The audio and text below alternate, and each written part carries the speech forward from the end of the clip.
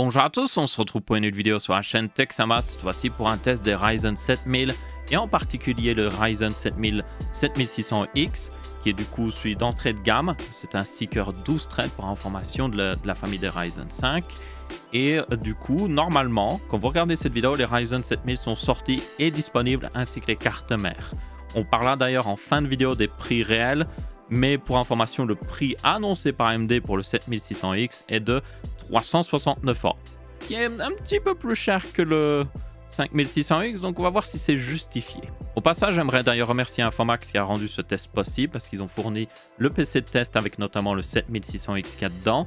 Ils ont une config spéciale AMD qu'ils ont fait en collaboration avec eux d'ailleurs, ainsi que Asus sur leur site web. Je tiens à préciser que ce n'est pas sponsorisé par AMD. Je reste toujours indépendant d'eux pour un test évidemment de processeur. Du coup, ce PC a évidemment un Ryzen 7600X. Il a aussi un boîtier TUF GT301. Il a une carte mère TUF Gaming X670E plus Wi-Fi. Donc vous avez le Wi-Fi ainsi que le Bluetooth, toujours pratique. 32 Go de RAM en Corsair Vengeance. 4800 MHz CL40. Au niveau de la carte graphique, vous avez une Asus Radeon RX 6600 Dual avec 8 Go de RAM. Toutefois, regardez si vous comptez prendre cette config. J'attendrai de voir la fin du test, évidemment, parce que je vais vous dire si ce processeur en vaut la peine. Mais vous pouvez upgrade vers une 6700 XT pour 90 centimes. Donc oui, en dessous dans le site, vous pouvez personnaliser un petit peu la config. Sur Infomax, si vous n'avez jamais vu ça, c'est très pratique. Faites-le, parce que ça vaut la peine. 90 centimes, c'est rien du tout. C'est une sacrée upgrade. Et pour le reste des specs, vous avez un refroidissement Cooler Master de 240 mm, un SSD de chez Samsung, un 980 non pro, je tiens à le préciser, en 1 Tera, et vous avez une alimentation de chez Asus Strix en 550 watts 80 plus Gold. Du coup, si vous êtes intéressé par ce PC, je mettrai un lien dans la description. Évidemment, attendez la fin du test sur le processeur, voir s'il est réellement intéressant. Et aussi, pour information, vous avez aussi un configurateur sur le site d'Infomax pour faire n'importe quelle config AMD Ryzen 7000. Donc vous avez tout leur boîtier en stock et tout ça. Et le configurateur vous permet de choisir seulement des pièces qui sont compatibles entre elles. Donc comme ça, vous pouvez faire votre PC personnalisé sans pour autant vous y connaître hyper bien en informatique. Plutôt pratique, vous aurez aussi un lien dans la description pour ça. Encore un grand merci à Infomax. Du coup, revenons à notre test des Ryzen 7000. Donc là, comme j'ai dit, je vais tester le 7600X qui a Seeker 12 threads. Vous avez aussi un 7700X qui a Weaker 16 threads.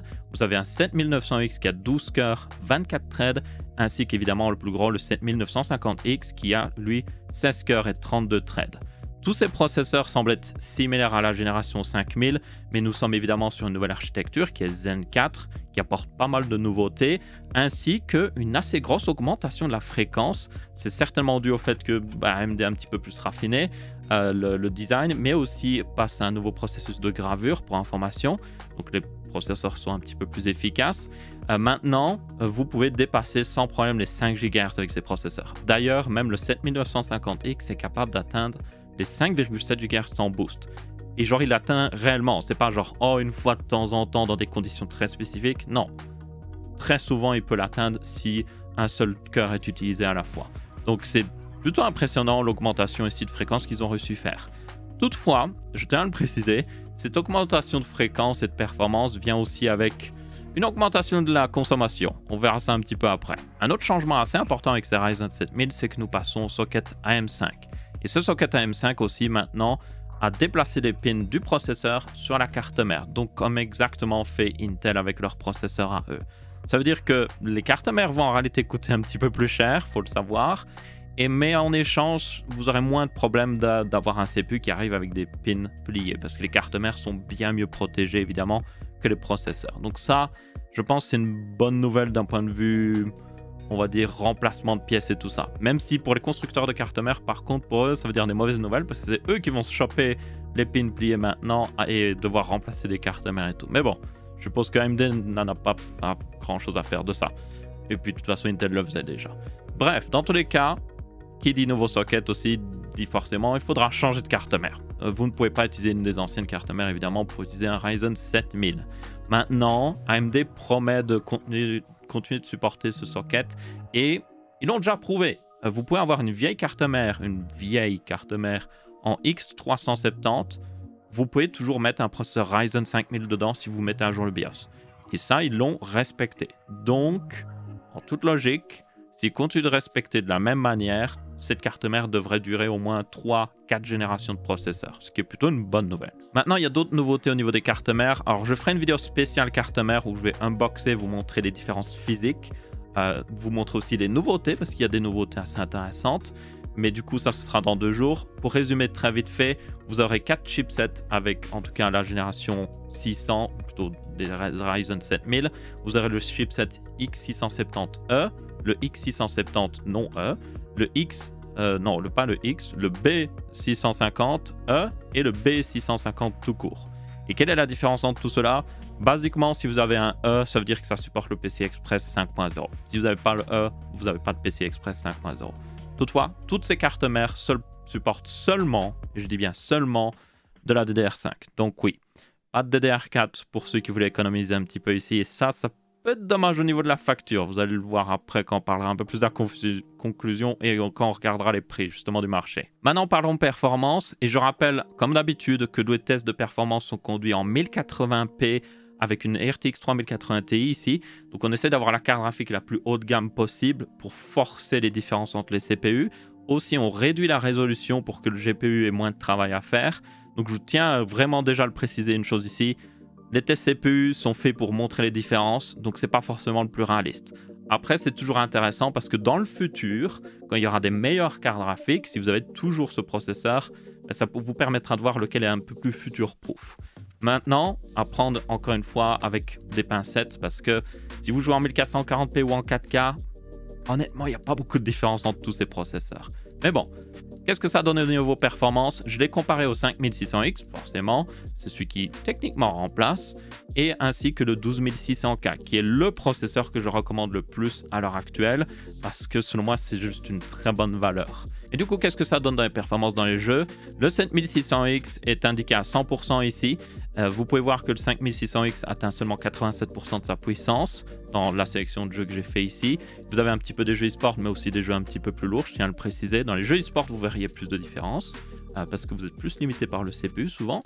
Et le 12600K, lui, atteint 92% de sa puissance. Donc là, le 7600X est très puissant. Il dépasse facilement le 12600K, ce qui est plutôt une bonne nouvelle parce que il coûte techniquement plus cher et c'est aussi le nouveau milieu de gamme de chez AMD.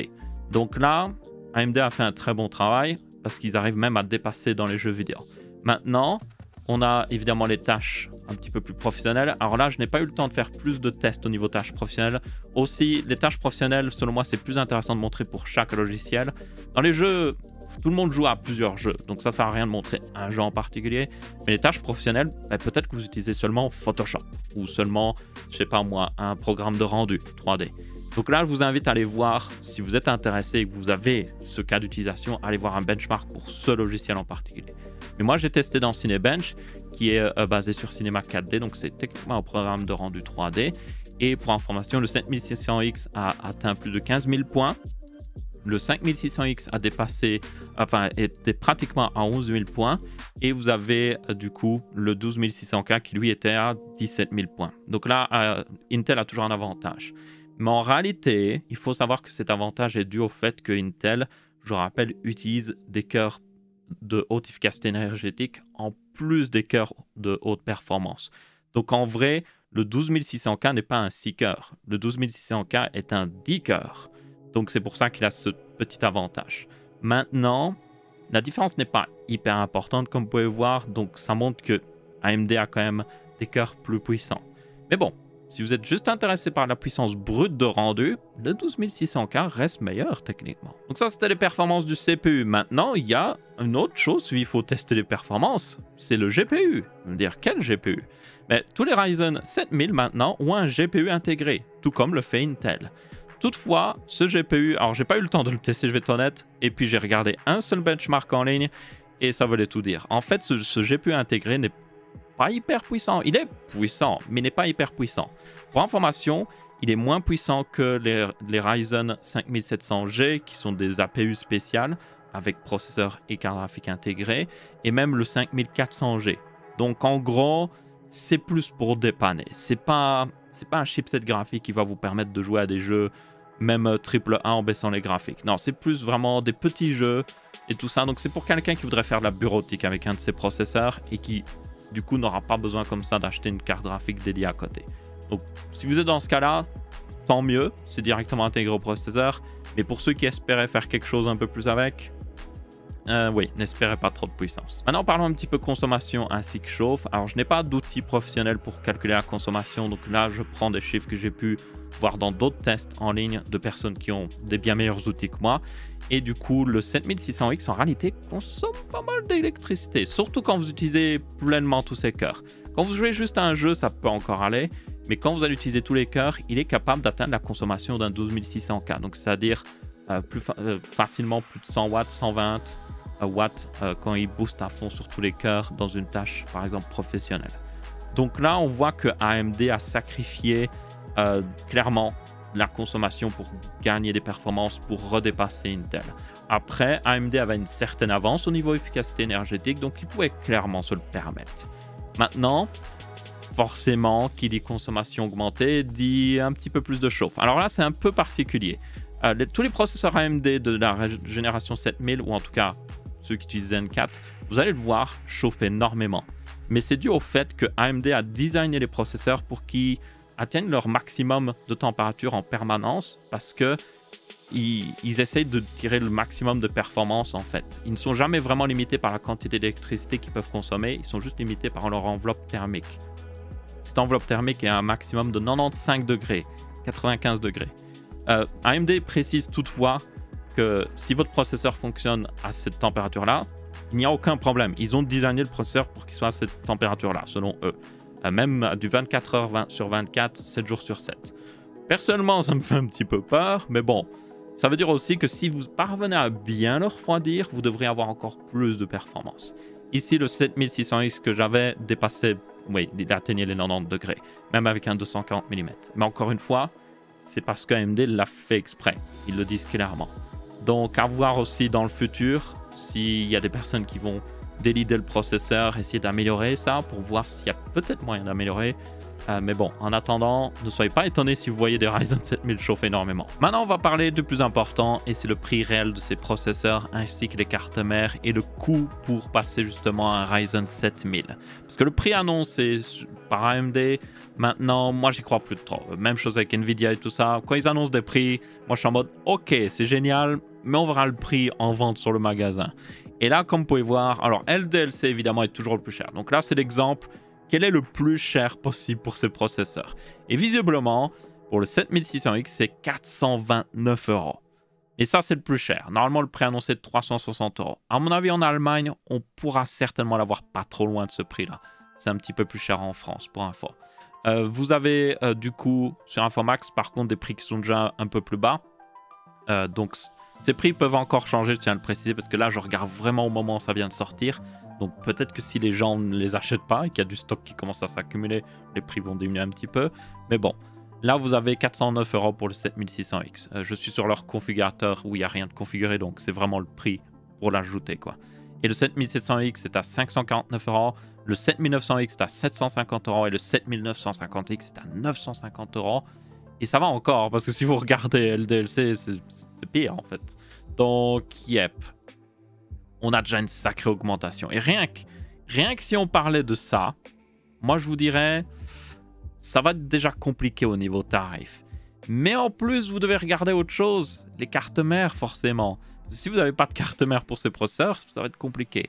À l'heure actuelle, il n'y a que le X670 qui est disponible. Et le X670E évidemment.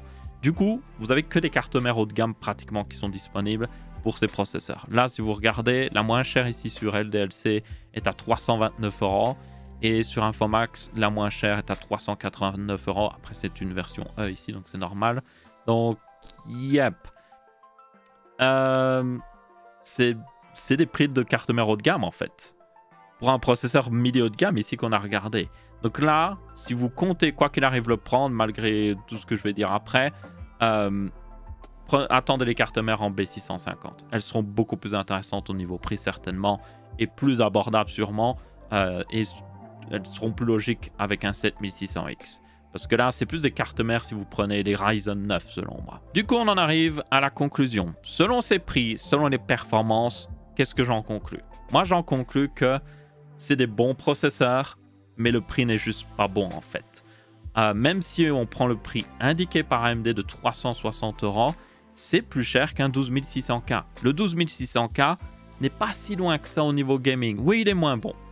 Et certaines personnes tiendront juste compte de ça. Mais il coûte 300 €. Vous pouvez l'avoir à 300 € encore en ligne, notamment en Allemagne. Et du coup, les 60 € d'économie que vous faites, vous le mettez dans votre carte graphique. Mais ça va plus loin. Le 12600K, vous pouvez aussi le mettre sur des cartes mères moins chères chez Intel. Donc là, vous faites une autre économie.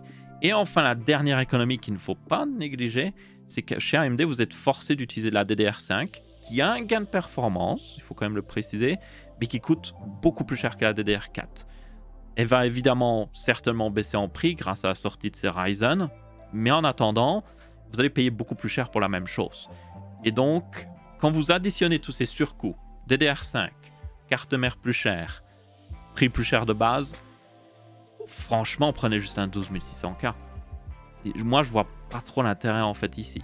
Le seul intérêt que je vois, et ça c'est un cas d'utilisation que je vois, c'est si vous voulez être vraiment full future-proof. Je parle pas juste de changer la carte graphique d'ici quelques années. Ça, vous pouvez le faire avec le 12600K parce qu'il supporte le PCI Express 5.0. Donc vous aurez une carte graphique, vous pourrez même mettre une bonne carte graphique dans le futur sans problème. Non, là je parle d'être full future-proof. Je parle de quelqu'un qui dans 4 ans veut changer son processeur vers un nouveau processeur AMD qui sera supporté sur cette carte mère. Après, pas garanti à 100%, mais selon l'historique d'AMD jusqu'à maintenant, ça a été le cas, donc on peut leur faire confiance un minimum, et qui du coup veulent changer de processeur et aussi certainement la carte graphique. Là, vous êtes full future-proof. Est-ce que c'est la plupart des gens qui regardent cette vidéo et la plupart des gens qui seraient intéressés par ce genre de processeur ou de changer de PC? Pas sûr. Moi, personnellement, je pense que la stratégie de prendre un bon processeur gaming et puis juste changer la carte graphique dans le futur est plus économique et aussi est plus logique. Mais c'est tout à fait valable. Si vous prenez ce pari-là et qui paye derrière, vous économiserez une carte mère dans le futur et vous aurez une upgrade de processeur. Donc, ça peut valoir la peine. Mais c'est le seul cas d'utilisation. Si par contre, vous êtes en mode « je veux le maximum pour mon argent », à ce moment-là, le 12600K est une meilleure valeur. Et aussi, même le 5600X a toujours une très bonne valeur. Il est vendu 220 € en ligne. Genre, oui, il est beaucoup moins performant, mais il est beaucoup moins cher aussi. Vous pouvez l'avoir à des très bons prix.